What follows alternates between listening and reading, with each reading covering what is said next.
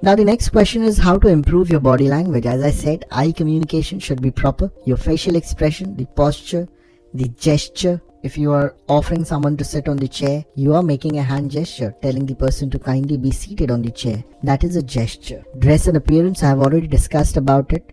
It depends upon the occasion, the mood, the time, and the place. The voice and delivery, if you're very happy and you want to express yourself that you have won something, your voice will be loud.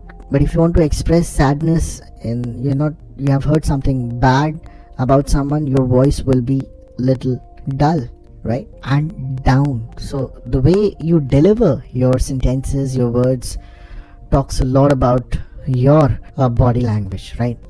Eye communications, don't look at others when speaking or listening to others. Look directly in the eye of the person, because it shows that you're not attentive.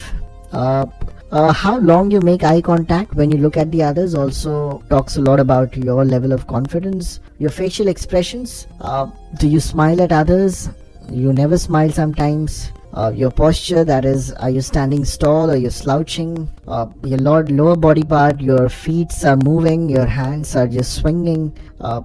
Gesture is all about how nervous and how confident you are. You should not over exaggerate or be hyper or just do something which is not expected. You should always dress appropriate at the conscious level. Your occasion and timing should be absolutely correct.